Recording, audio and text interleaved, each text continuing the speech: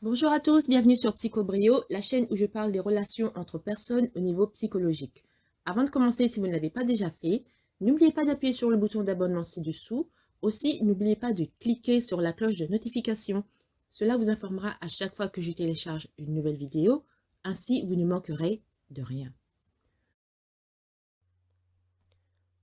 Aujourd'hui, nous allons répondre à la question « Qu'est-ce que la projection ?»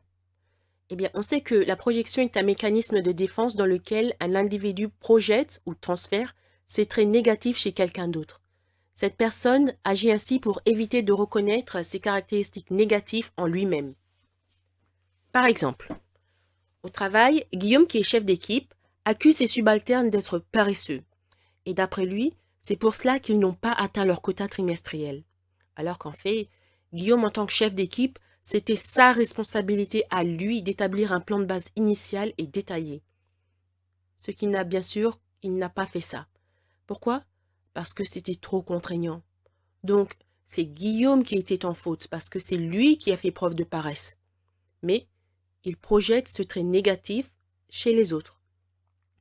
Vous voyez, Sigmund Freud a proposé l'idée de mécanisme de défense dans le cadre de sa théorie psychanalytique.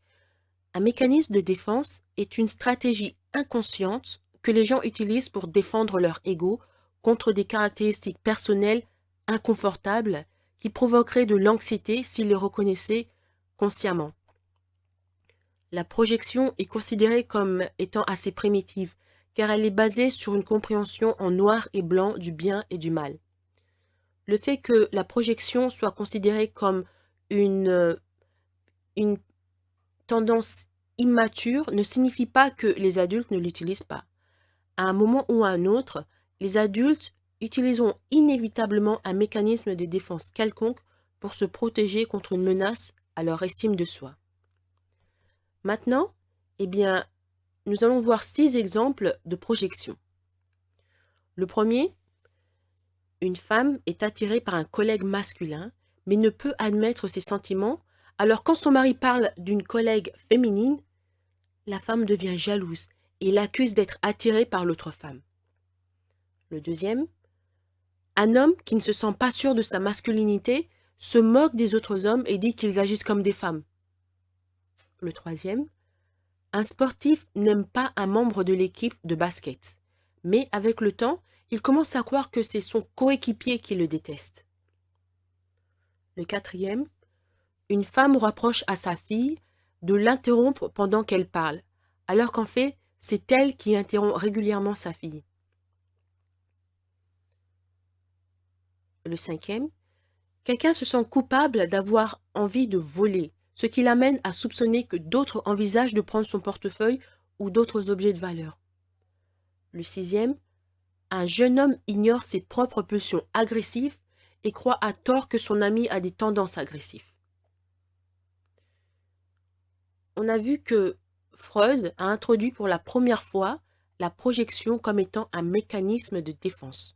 Toutefois, pour être un mécanisme de défense effectif, la personne qui projette doit renier les traits indésirables chez elle et les coller en quelque sorte sur le dos de quelqu'un d'autre. C'est une façon pour un individu de protéger son ego. La projection définie de cette manière est appelée projection défensive ou parfois projection classique. Voyons un exemple. Dans sa jeunesse, Sheila avait une vie sexuelle, on va dire, légère. Elle avait un nouveau petit copain chaque semaine. Maintenant qu'elle est beaucoup plus âgée, quand elle examine son passé, eh bien, elle a honte. Donc, pour se protéger, pour protéger son ego, consciemment ou non, elle refuse d'admettre que c'est elle qui était une, entre guillemets, porte ouverte, une Marie couche-toi là. Donc, elle accuse sa fille d'avoir des mœurs légères, de ne pas garder ses jambes fermées, alors que tout ça n'a rien à voir avec sa fille. Maintenant, nous allons voir l'impact de la projection défensive. Comme de nombreux mécanismes de défense à court terme, la projection peut être utile. En niant les vérités inconfortables sur eux-mêmes, les gens peuvent mieux faire face à leur angoisse et maintenir leur estime de soi. Cependant, la projection peut finalement devenir nuisible car elle peut perturber les relations interpersonnelles et entraîner des problèmes tels que l'intimidation, la jalousie, un environnement hostile et même la haine. Voyez le cas de Sheila, c'est tout ce qu'elle a fait avec sa fille. Elle l'intimide, elle est jalouse et elle crée aussi un environnement hostile. Et tout ça finit avec de la haine. De plus, des études ont montré que l'utilisation fréquente de la projection défensive est associée à des caractéristiques liées aux troubles de la personnalité borderline, narcissique, histrionique et psychopathique. Comment une personne qui projette sur les autres peut surmonter cette tendance vicieuse?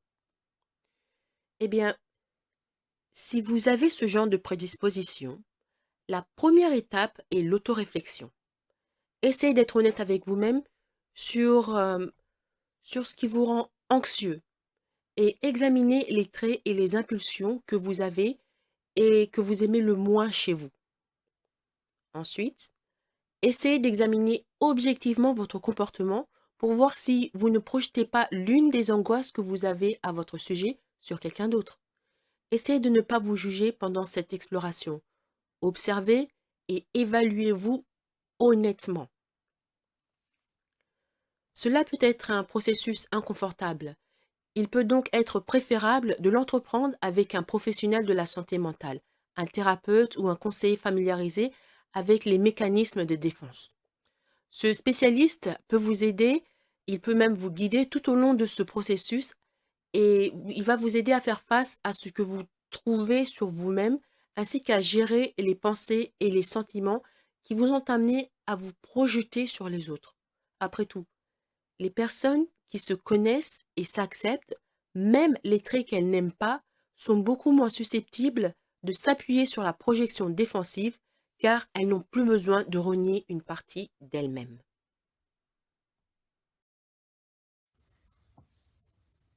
Merci d'avoir écouté cette vidéo. Avant de partir, n'oubliez pas de vous abonner et de partager cette vidéo en ligne. Il y a sûrement quelqu'un que vous connaissez qui a besoin d'en savoir plus sur ce qu'il en est réellement des narcissiques et des problèmes de santé mentale.